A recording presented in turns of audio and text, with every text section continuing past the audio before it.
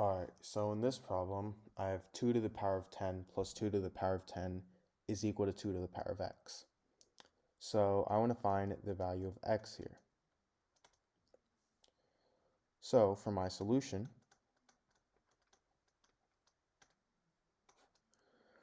I'm going to first start by rewriting my equation. So my equation is 2 to the power of 10 plus 2 to the power of 10 is equal to 2 to the power of x.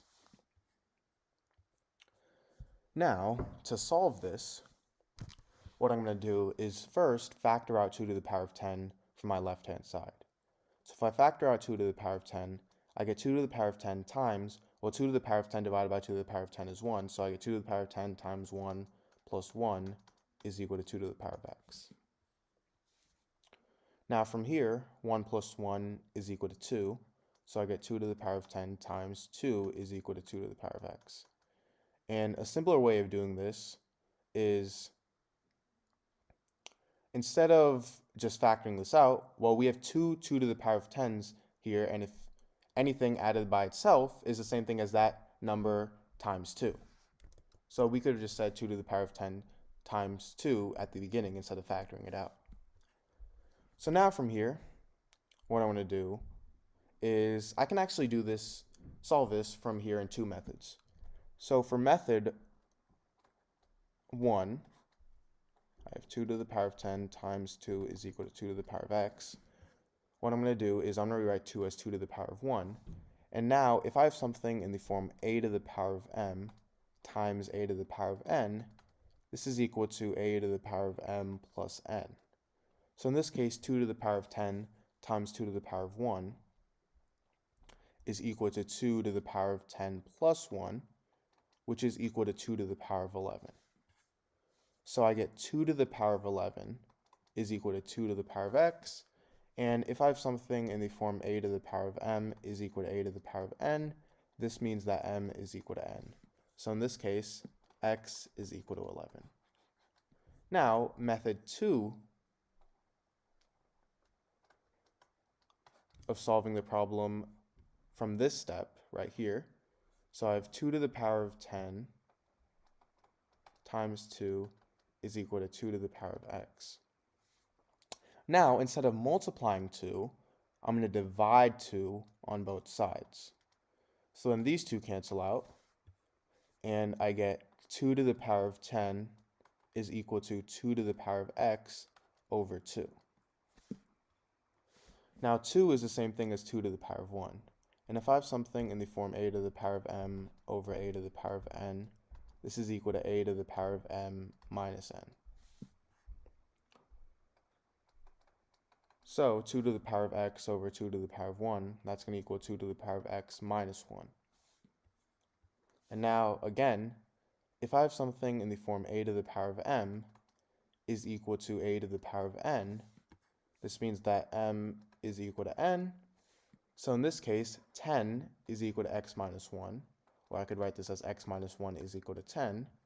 And now if I add 1 on both sides, these two cancel out, and I get x is equal to 10 plus 1, which is 11.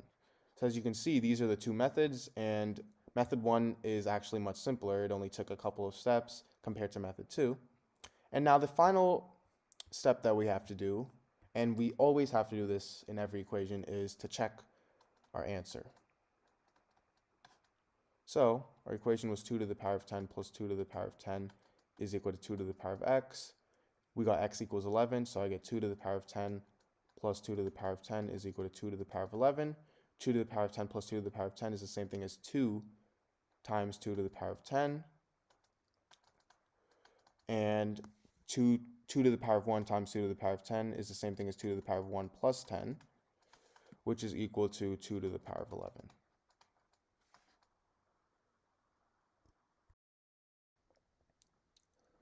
Alright, so in this problem, I have 8 to the power of 11 plus 8 to the power of 11 plus 8 to the power of 11 plus 8 to the power of 11.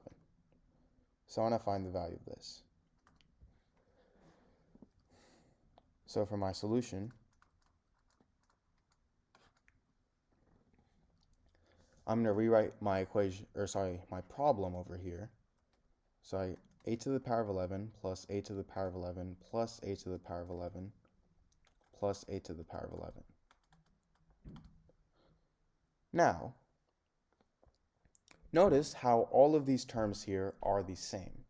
So I have all the same terms adding with each other. And if I have something in the form a to the power of b plus a to the power of b plus a to the power of b plus a to the power of b, I can simply just factor out a to the power of b from here. So I get a to the power of b times, well, a to the power of b divided by itself is 1. So I get a to the power of b times 1 plus 1 plus 1 plus 1. So in this case, I have a to the power of 11 plus itself 4 times. So I can factor out a to the power of 11, and I get a to the power of 11 times 1 plus 1 plus 1 plus 1. And now 1 plus 1 plus 1 plus 1 is equal to 4. So I get a to the power of 11 times 4. Now from here, a to the power of 11, I can rewrite this as 2 to the power of 3. All I did was rewrote 8 as 2 to the power of 3. And now 4, I can also rewrite this as a power of 2. 4 is the same thing as 2 squared. From here,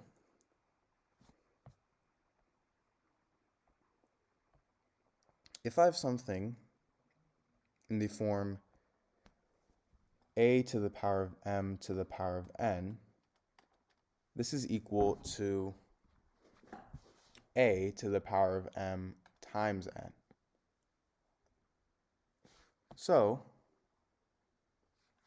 2 to the power of 3 to the power of 11, that's going to equal 2 to the power of 3 times 11, which is equal to 2 to the power of 33, because 3 times 11 is 33. So I get 2 to the power of 3 to the power of 11, which is equal to 2 to the power of 33. So now I have 2 to the power of 33 times 2 squared. Now, the last part is fairly easy step. Because both of these bases are the same, if I have something in the form a to the power of m times a to the power of n, this is equal to a to the power of m plus n. So over here I have 2 to the power of 33 times 2 squared. I can think of a as 2, m as 33, and n as 2. So I can rewrite this as 2 to the power of 33 plus 2, which is equal to 2 to the power of 35.